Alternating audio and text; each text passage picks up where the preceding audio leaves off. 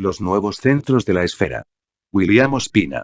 Los nuevos centros de la esfera. La nueva cara del planeta latino. Hace poco tiempo, en París, interrogado por los periodistas acerca de cómo se está defendiendo Iberoamérica de la invasión cultural de la época, Gabriel García Márquez respondió que no tenía tanto la sensación de que nos estén invadiendo, sino de que somos nosotros, los latinoamericanos, quienes estamos invadiendo culturalmente al mundo. Añadió que era notable el modo como la literatura, las artes, la música, las artesanías, las costumbres, la gastronomía de nuestra América se abrían camino en el mundo contemporáneo.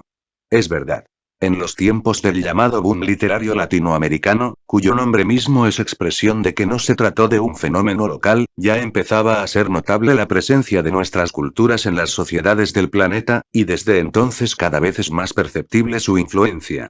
Pero desde los años 30 del siglo pasado, cuando el tango empezó a bailarse en París. Desde los 40, cuando el mundo de objetos infinitos y bibliotecas mágicas de Jorge Luis Borges comenzó a ser frecuentado por los franceses, cuando las orquestas de boleros y sones caribeños llevaron su ritmo por todas partes, cuando se empezó a ver el cine mexicano y cuando Pablo Neruda escribió su Residencia en la Tierra y su Canto General. Desde los 50, cuando se hicieron sentir a la vez los mambos de Pérez Prado, la narrativa de Juan Rulfo y los comienzos románticos de la Revolución cubana.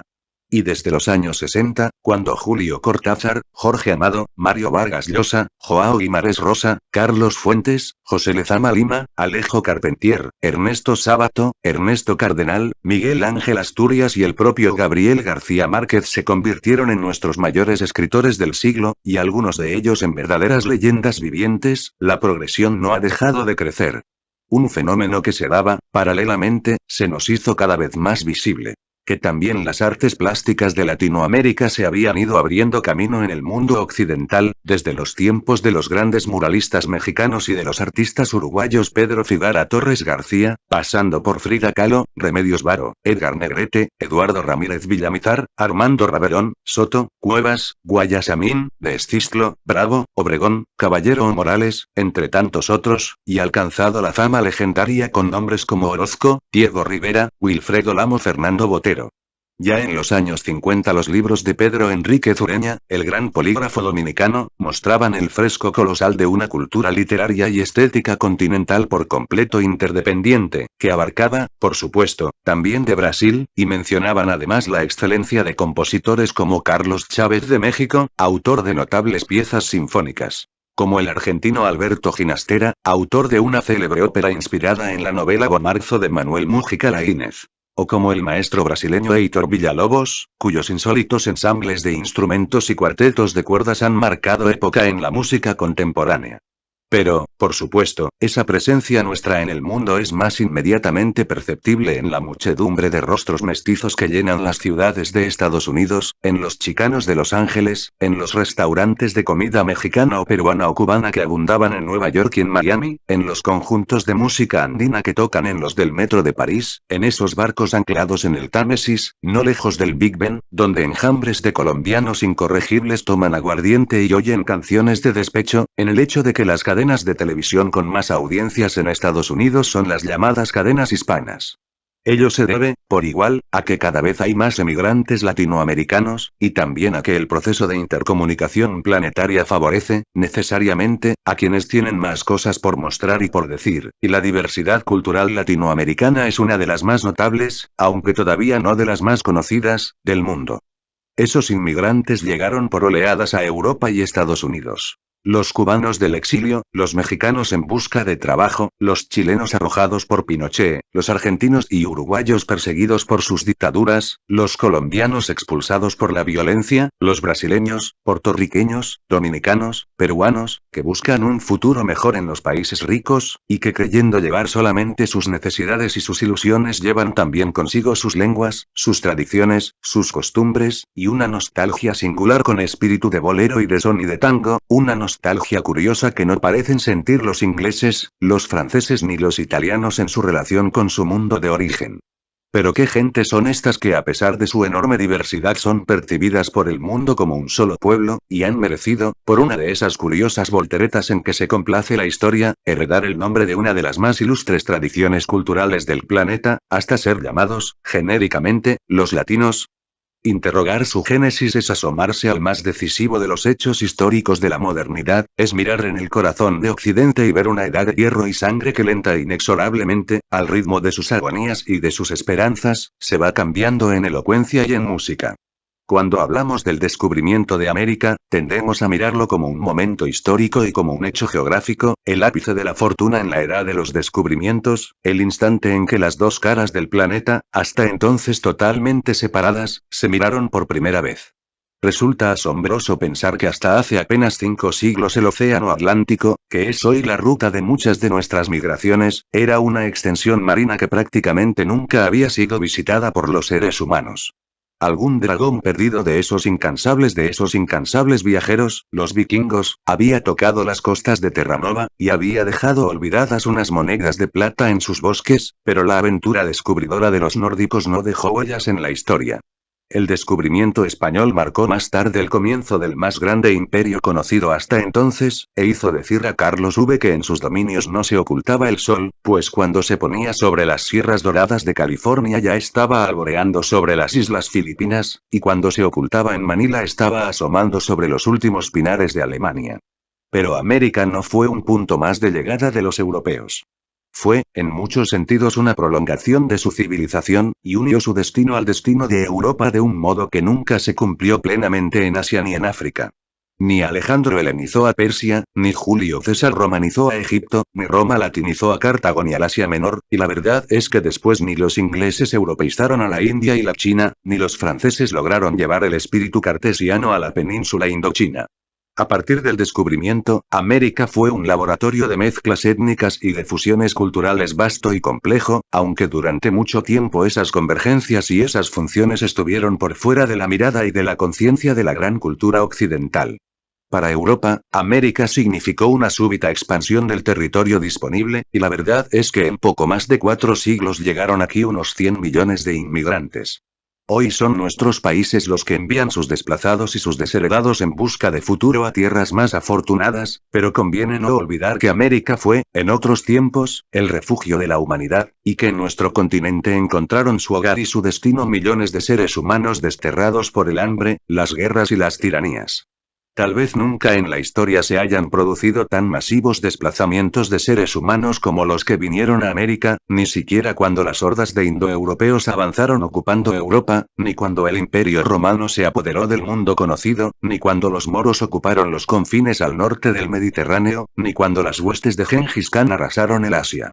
Los españoles ocuparon el Caribe, avanzaron sobre los reinos de los aztecas en 1521, de los incas 1532 y de los chichas en 1538. Después los portugueses ocuparon la extensísima región brasileña, y solo un siglo después del descubrimientos, cuando ya el Caribe, los antiguos territorios de los imperios nativos, y estas regiones nuestras de tierra firme estaban ocupados por los conquistadores, empezó el proceso de colonización del territorio norteamericano. En Estados Unidos y el Canadá, las poblaciones nativas fueron prácticamente exterminadas, y por ello la colonización consistió en un traslado de vastas poblaciones a un mundo rico que nunca había sido explotado. En la América azteca, caribeña, inca, equinoccial y meridional, grandes regiones conservaron su mayoritaria población indígena, todas recibieron el abundante aporte de los pueblos ibéricos, y otras vivieron la gradual incorporación del mundo africano, pues muy posiblemente solo de África fueron traídos a nuestro continente, en condición de esclavos, unos 15 millones de personas.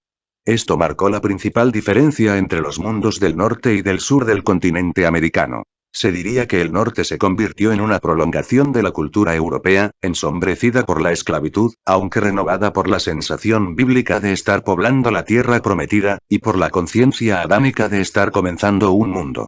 En ninguna parte resuena tan fuertemente ese grito de novedad, esa sensación de aurora, y casi se diría, ese rumor de paraíso, como en la obra del gran poeta del mundo nuevo, Walt Whitman, El hijo de Manhattan.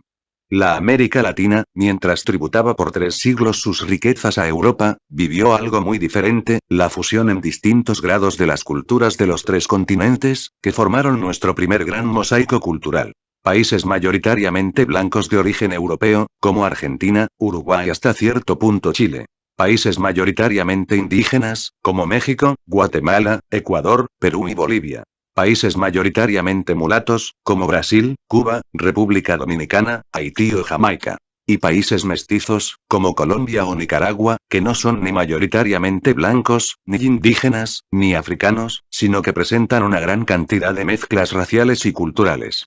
En la antigüedad, Roma fue un imperio vastísimo, y llevó a todos los pueblos la gran lengua latina y a muchos de sus habitantes la condición de civitas, de ciudadano. Pero a su caída sobrevino una edad de desintegración, donde cada pueblo se encerró en sus fronteras, las grandes rutas continentales fueron abandonadas, la economía y la política asumieron formas locales, y se llenaron de salteadores y de peligros bosques y caminos, propiciando durante siglos, gracias al aislamiento, la desmembración de la lengua común en dialectos regionales. Así surgieron el español, de la mezcla del latín con los idiomas celtíberos. El portugués, como forma particular del latín en las orillas de Iberia, así surgió el francés, que alió el latín con las lenguas gálicas. Así surgió el toscano, como forma popular del latín en la región central de Italia, y así surgió el rumano, de la mezcla del latín con las lenguas eslavas.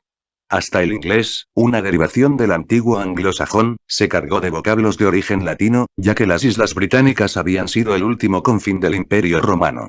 Y fue así como desapareció del mundo una gran lengua de civilización, no por muerte, sino por fragmentación en dialectos locales. Sin embargo, los caminos de la historia son complejos e impredecibles. Nadie podía pensar, en tiempos en los que agonizaba el Imperio romano y se fortalecían los dialectos romances, que algunos de ellos llegarían a ser, 1000 años después, otra vez grandes lenguas planetarias. De ellas, ninguna ha tenido la curiosa suerte que tuvieron el español y el portugués.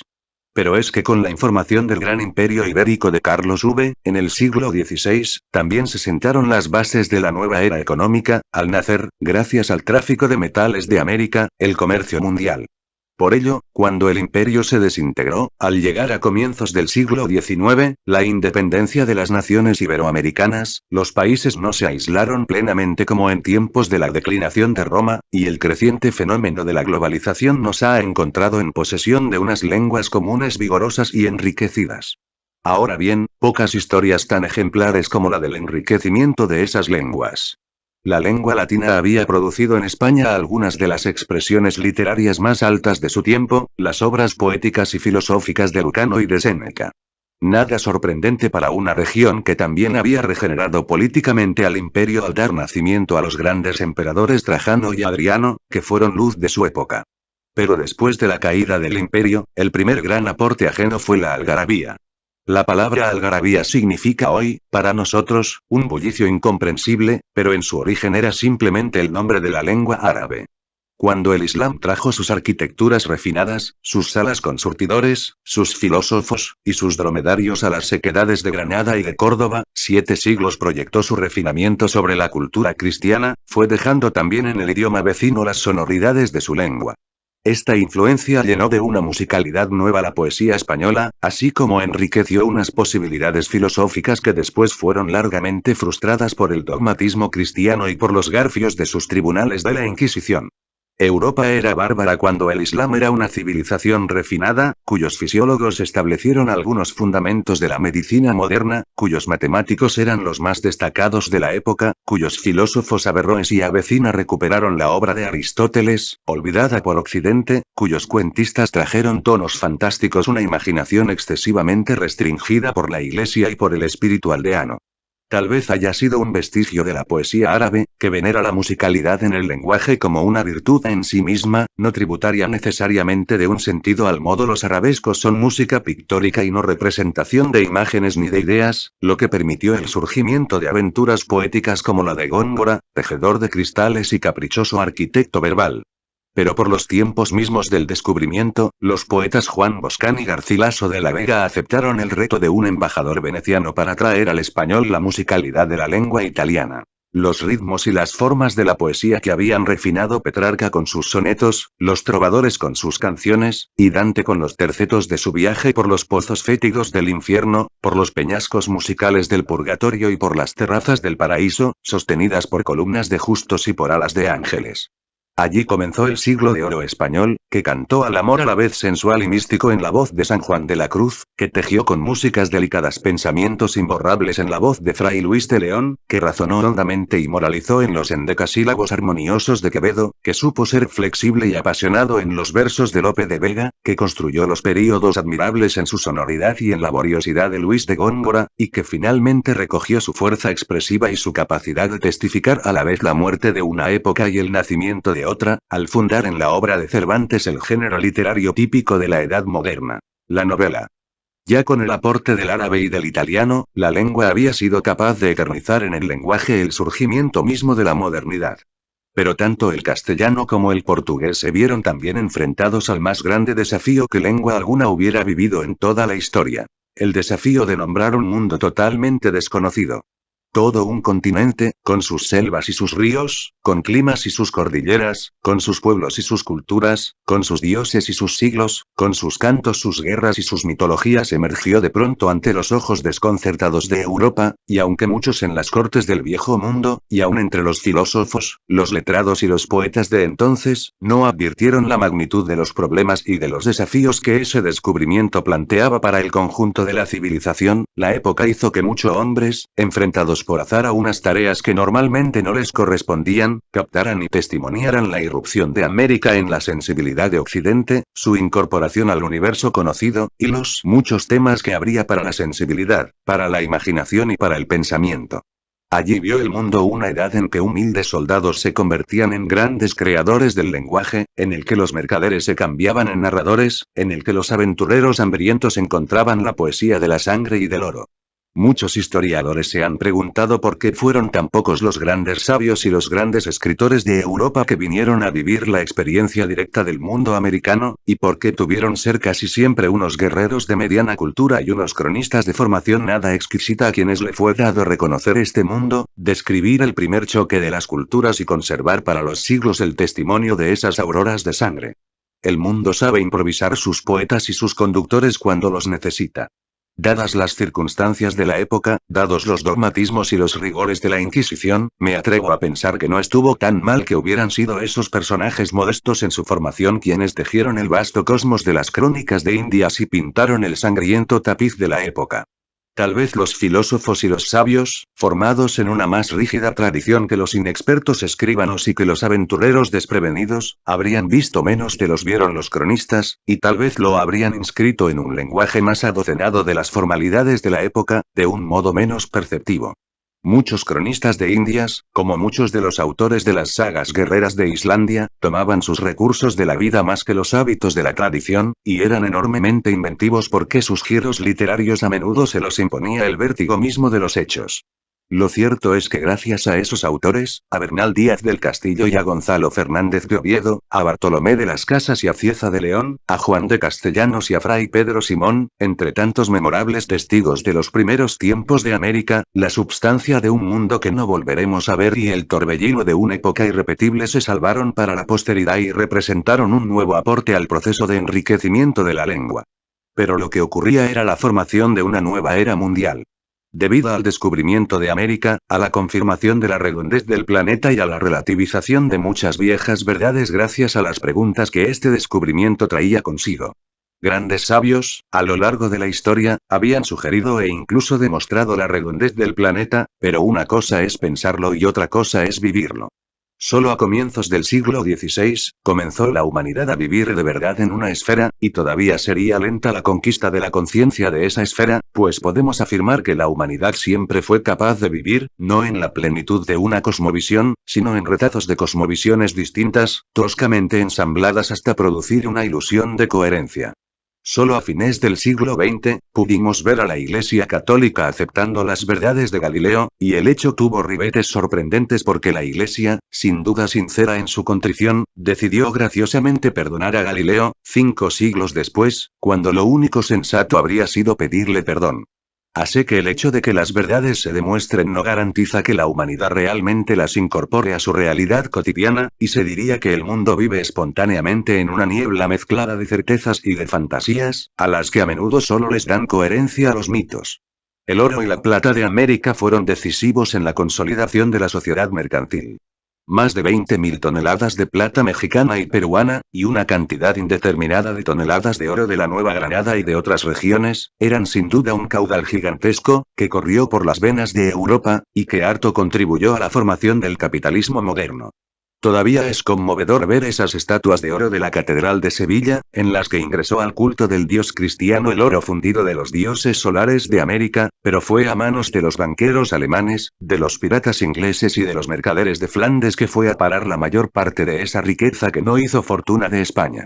También sabemos que el contacto con las culturas americanas, a pesar de la barbarie con que fueron destruidas, fue la base de las meditaciones de Bartolomé de las Casas y de Francisco de Vitoria, que dieron origen al derecho humanitario. Inspiró las reflexiones de Montaigne, uno de los pilares de la modernidad. Estimuló la elaboración de la utopía de Tomás Moro. Hizo renacer los viejos mitos europeos. La leyenda de la ciudad de oro, la leyenda del país de las Amazonas, la isla de la fuente de la eterna juventud, los escollos de las sirenas y el sueño del país de la canela. Ese mundo alimentó, finalmente, en Rousseau la leyenda del buen salvaje y el culto de la naturaleza que inspiraría los sueños y los paisajes del romanticismo, y que sería uno de los principales estímulos para la aparición de la etnología y la antropología, disciplinas que han cambiado la sensibilidad de las sociedades contemporáneas. Todo aquello era, pues, una plenitud, pero también un comienzo. Donde terminaba por entonces la tarea de la España imperial, que, como diría Hegel, por estar lanzado su ocaso, allí estaba el comienzo de la aventura cultural americana, pero desde entonces pasaron siglos antes de que tanto la América Latina como la península ibérica volvieran a encontrarse en el corazón de la historia. No me atrevo a afirmar que ello haya ocurrido plenamente. Creo que nuestras culturas se preparan para un gran porvenir, y creo que los siglos que hemos vivido han sido siglos de una compleja y desmesurada gestación, pero ya es posible advertir que la nuestra ha dejado de ser una región marginal del mundo, y para no insistir en largos recuentos históricos, quiero, simplemente, reflexionar sobre algunos elementos aislados. Uno muy importante es que a pesar de la enorme fragmentación política y económica de nuestros países, es posible advertir que cada vez que surgen grandes movimientos culturales, estos se presentan de modo simultáneo en todo el continente. Cuando surgió la generación ilustrada que preparó la independencia, cuando se libraron las batallas de la libertad, los destinos de grandes hombres de estas tierras fueron destinos continentales.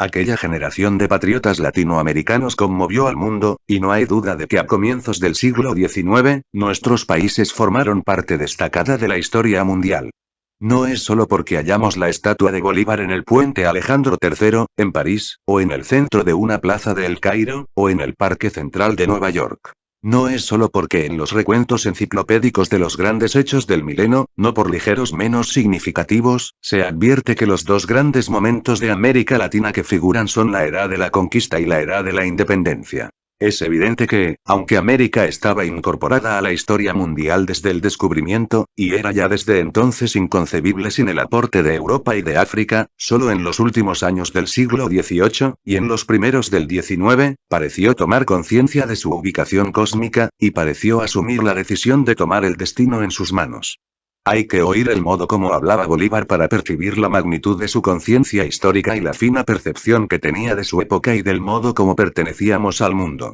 Nosotros somos un pequeño género humano, escribió Bolívar en la carta a Jamaica. Poseemos un mundo aparte, cercado por dilatados mares, nuevo en casi todas las artes y ciencias, aunque en cierto modo viejo en los usos de la sociedad civil. Yo considero el estado actual de la América, como cuando desplomado el Imperio Romano cada desmembración formó un sistema político, conforme a sus intereses y situaciones o siguiendo la ambición particular de algunos jefes, familias o corporaciones. Con esta notable diferencia, que aquellos miembros dispersos volvían a restablecer sus antiguas naciones con las alteraciones que exigían las cosas o los sucesos. Mas nosotros, que apenas conservamos vestigios de lo que en otro tiempo fue, y que por otra parte no somos indios ni europeos, sino una especie media entre los legítimos propietarios del país y los usurpadores españoles. En suma, siendo nosotros americanos por nacimiento y nuestros derechos los de Europa, tenemos que disputar estos a los del país y que mantenernos en él contra la invasión de los invasores. Así nos hallamos en el caso más extraordinario y complicado. No obstante que es una especie de adivinación indicar cuál será el resultado de la línea de política que la América siga, me atrevo a aventurar algunas conjeturas, que, desde luego, caracterizo de arbitrarias, dictadas por un deseo racional y no por un raciocinio probable. Como a un Bold, una de las cosas que más preocupaba a Bolívar era la tremenda desigualdad que se heredaba de la colonia. En casi todos los países los pueblos indígenas habían sido despojados de su rica tradición, de su conciencia de estar en el centro de un mundo, de su dignidad, y apresuradamente convertidos en adoradores de un orden mental en el que jamás serían vistos en condiciones de igualdad. Por su tremenda arrogancia, la corona, los negociantes y la iglesia estaban dispuestos a tener súbditos, a tener siervos y a tener fieles, pero no a permitir que se diera aquí un proceso de dignificación de seres humanos, y menos aún de exaltación de seres libres, capaces de criterio y juicio. Durante siglos la Iglesia Católica seguiría prohibiendo en América la lectura libre, que había sido el instrumento de la Ilustración para construir una conciencia ciudadana y un individuo responsable capaz de sostener el andamiaje de las repúblicas. Bolívar se interrogaba continuamente sobre cómo fundar un orden político en el que los siervos y los esclavos accedieran a la libertad, los criollos discriminados accedieran a la igualdad, y unos y otros accedieran a la fraternidad, principios que tan elocuentemente pregonaban en Francia los cañones de la Revolución. Pero si era difícil en París hacer que franceses accedieran a la libertad, la igualdad y la fraternidad. En París, donde todos formaban parte de una nación homogénea con más de 4 siglos de existencia unificada, cohesionada por una larga tradición, ¿qué esperar de pueblos formados por indios, criollos y negros, mestizos, mulatos y zambos? ¿Qué esperar de esos criollos más dispuestos a conquistar notoriedad y poder que a convivir con la mulatería y con la indiada? ¿Qué esperar de esos remanentes de las viejas culturas nativas? ¿Qué hacer con esas religiones sincréticas? ¿Qué hacer con los ricos patriotas que estaban dispuestos a luchar por la independencia, pero no a darles la libertad a sus muchos esclavos? ¿Qué haces con esos mineros y hacendados que vivían de enviar sus metales y sus productos de España? ¿Qué hacer con esos comerciantes que vivían del intercambio con las metrópolis?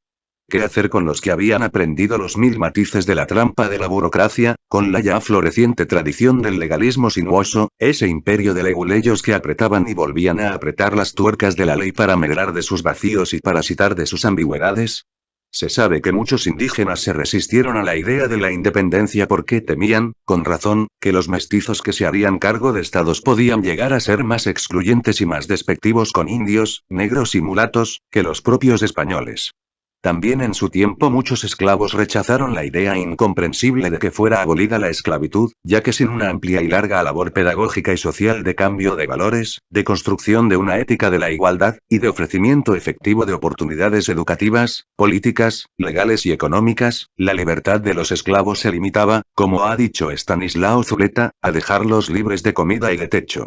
El camino que veía Bolívar era el camino de la generosidad.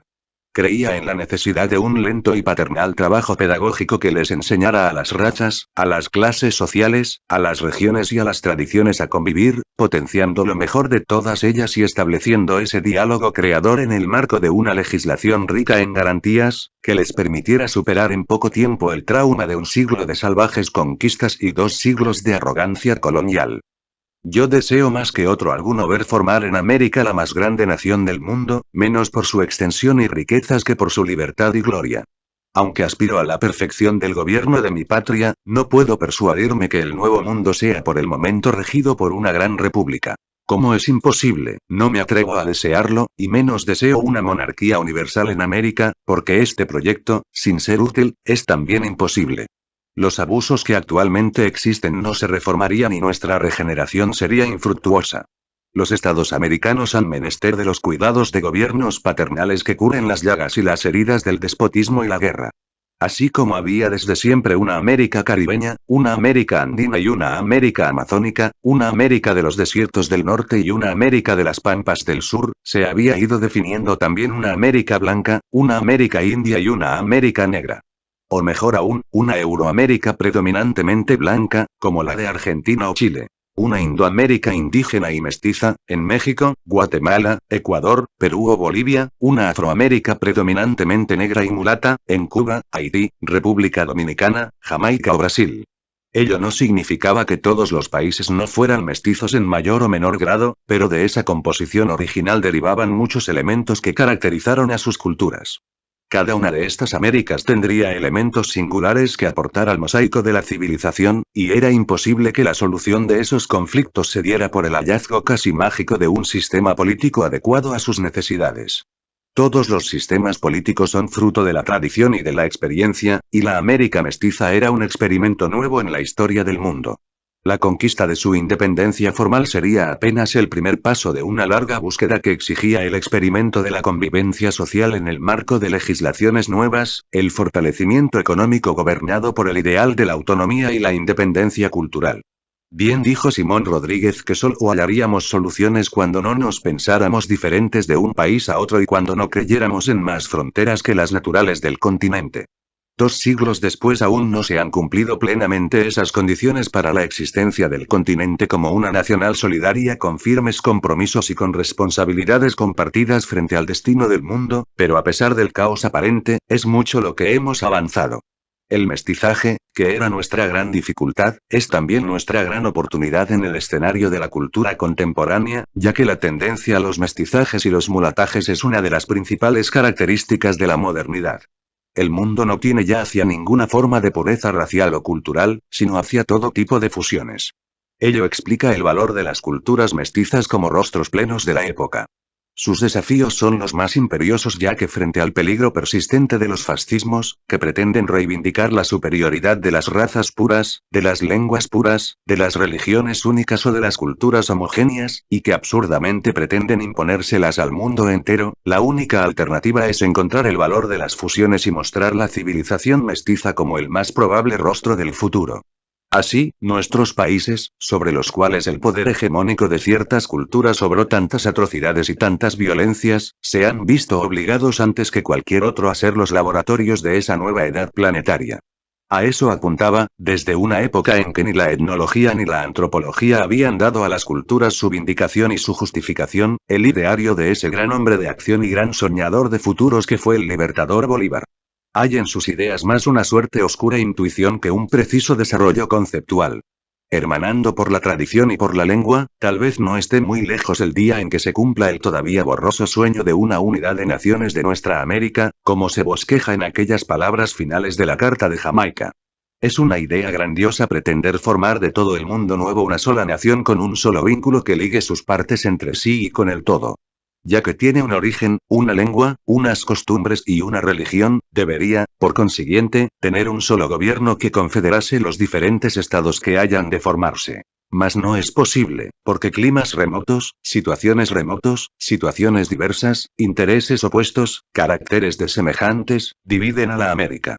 Qué bello sería que el Istmo de Panamá fuese para nosotros lo que el de Corinto para los griegos. Ojalá que algún día tengamos la fortuna de instalar allí un augusto congreso de los representantes de las repúblicas, reinos e imperios a tratar y discutir sobre los altos intereses de la paz y de la guerra, con las naciones de las otras partes del mundo. Esta especie de corporación podrá tener lugar en alguna época dichosa de nuestra regeneración. Otra esperanza es infundada, semejante a la del abate St. Pierre, que concibió el laudable delirio de reunir un Congreso Europeo para decidir de la suerte y de los intereses de aquellas naciones. En nuestra época hemos visto, sin embargo, cómo los estados de Europa, mucho más distintos unos de otros, y tradicionalmente ni más enfrentados por guerras, conflictos religiosos y diferencias culturales, han llegado a las puertas de una confederación. A fines del siglo XIX, otra generación admirable asumió el desafío de buscar nuestro ingreso en la modernidad. También allí fue en el campo de la lengua, y en particular de la literatura, donde se dio ese esfuerzo por romper los esquemas rígidos de unas sociedades que habían perdido su vocación planetaria y se habían encerrado en su sueño letárgico de aldeas, a veces idílico pero a menudo violento y fratricida. En México, en La Habana, en Bogotá, en Lima, en Santiago de Chile, en Buenos Aires, empezaron a surgir las voces renovadoras de Manuel Gutiérrez Nájera, José Martí, José Asunción Silva, José María Eguren, Ricardo Jaimes Freire, Leopoldo Lugones. Sus temas, sus ritmos, la gracia de su lenguaje, la elasticidad de sus cadencias, la riqueza de su prosa, permitía entrever que allí se estaba obrando una verdadera revolución de la sensibilidad. Dos hechos simultáneos eran notables. Uno, el carácter continental de su aventura y de su búsqueda. Otro, el hecho de que todos parecían nutrirse de las mismas fuentes, de la poesía de Edgar Allan Poe y de Heinrich Heine, pero principalmente de la poesía francesa contemporánea, de las voces de Victor Hugo, de Baudelaire, y sobre todo de Paul Verlaine, un poeta extraordinariamente musical, dado a la pasión y al desorden, pero lleno de vida, de gracia y de autenticidad. Paul Verlaine, ebrio, egoísta, turbulento, inestable, pero vigoroso, delicado, apasionado y genial, era una suerte de retrato remoto del estado de ánimo de los escritores iberoamericanos del fin de siglo. De él aprendieron muchas cosas. Gracias a su influjo transformaron la lengua, la hicieron más expresiva, más armoniosa, más llena de matices, más irreverente y más sensual. Lo que nos estaba llegando era un lenguaje para la pasión que estaba como contenida en unos países llenos de riqueza cultural y de diversidad humana, pero acallados mucho tiempo por el colonialismo y después por la estrechez de miras de una política aldeana. Ahora volvíamos a asomar la cabeza a la realidad del planeta. El más destacado miembro de aquella generación literaria, el nicaragüense Rubén Darío, no solamente llevó a su plenitud en el verso y en la prosa muchas de las conquistas parciales de sus amigos y colegas, sino que fue el escogido por el destino para llevar hasta España la evidencia de esta aventura de la modernidad. Cuando llegó a Madrid, en 1898, España acababa de vivir su guerra con Estados Unidos, había perdido sus últimas posesiones en el Caribe, las islas de Cuba y Puerto Rico sus últimas posesiones en el Pacífico, las islas Filipinas, y con ellas había perdido los últimos vestigios de su imperio mundial.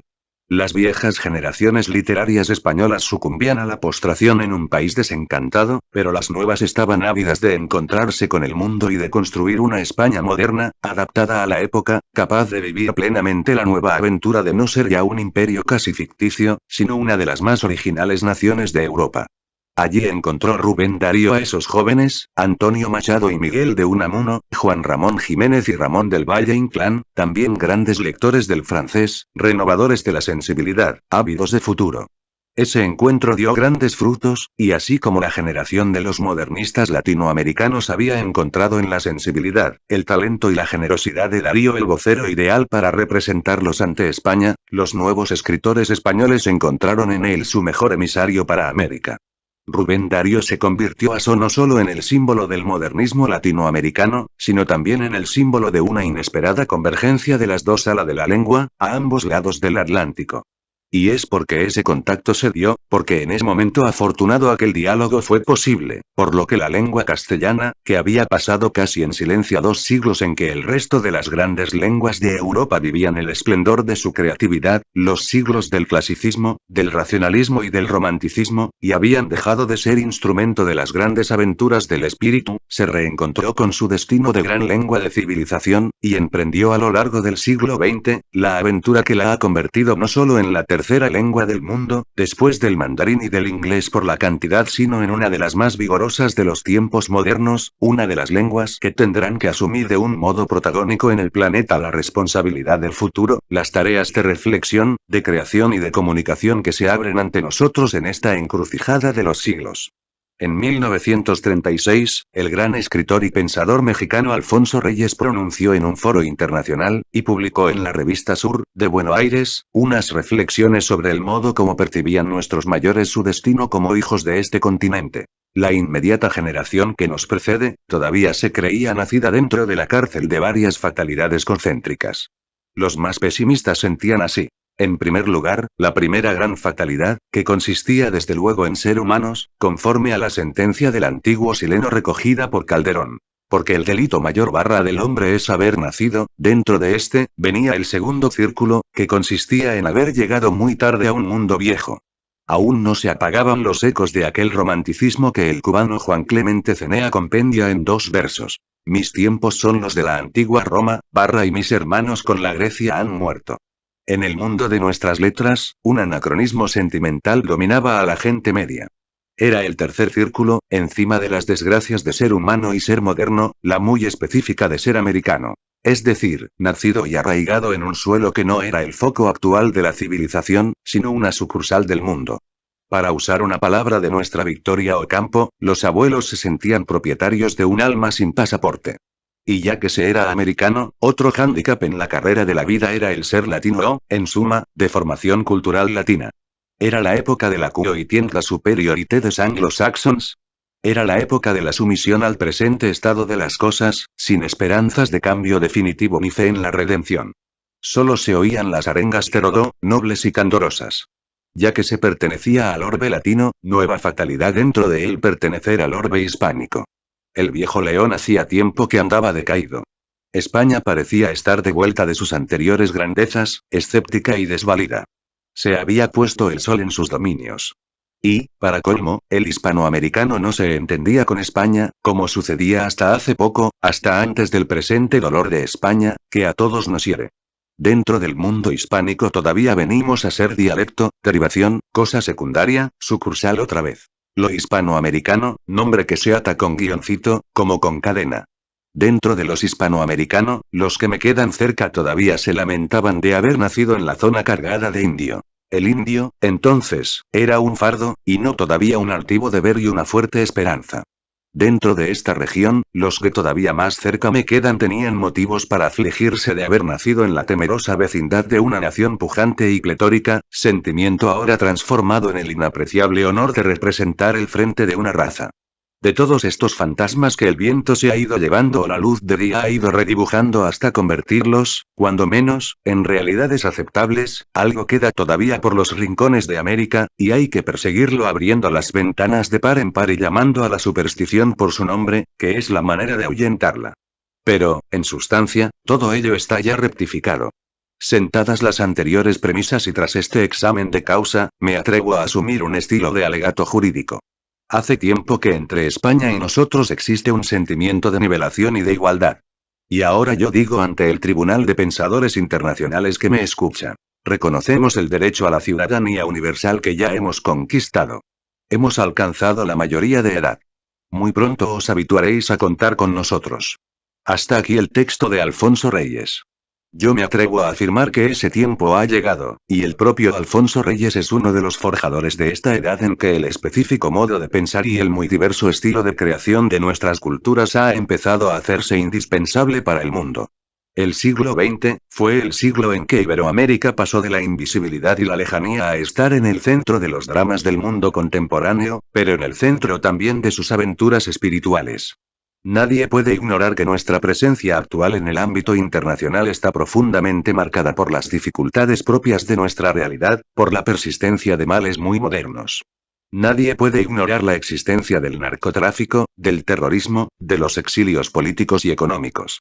Pero no hay que permitir que esos hechos eclipsen o anulen otra gran verdad, la del vigor y la creciente vigencia de nuestras culturas, el modo como estamos reinterpretando la tradición de Occidente, y el sabor inconfundible que ya tienen nuestras creaciones. Es imposible concebir la literatura del siglo XX, sin pensar, entre otros tantos, en Jorge Luis Borges, en Jo Guimarães Rosa, en Pablo Neruda, en Juan Rulfo o en Gabriel García Márquez. Cada uno de ellos no solo representa la expresión de una región, de una sensibilidad, una de las caras irreemplazables de esta suerte de planeta latino. Borges, voz de un país de inmigrantes, cifra en sus obras el cosmopolitismo de América, su infinita curiosidad por todas las culturas, su derecho a heredar todas las tradiciones, su culto por la acumulada memoria de las bibliotecas y de los símbolos, y al mismo tiempo su perplejidad adámica por un mundo siempre inexplicado, el punto en el que se enlazan el arte y la filosofía para producir, no certezas que agobian y acallan sino estados privilegiados de asombro y de gratitud.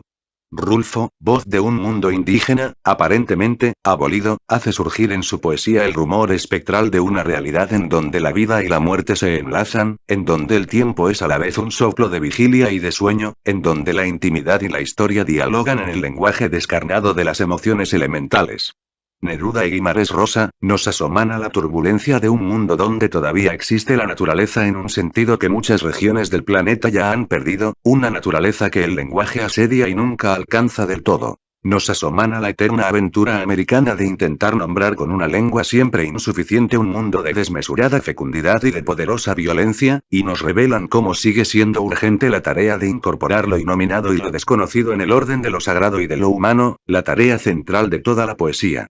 Gabriel García Márquez, voz del universo múltiple del Caribe, fusiona la musicalidad de la lengua castellana con el desconcertante pensamiento mágico de los pueblos indígenas y con la alegría y la sensualidad de las culturas africanas, para producir el esplendor de la novela mestiza, la saga de un mundo donde tal vez solo la complicidad de los amores prohibidos logra sobrevivir a las trampas del lenguaje, a las arbitrariedades del poder y a los vientos de fatalidad.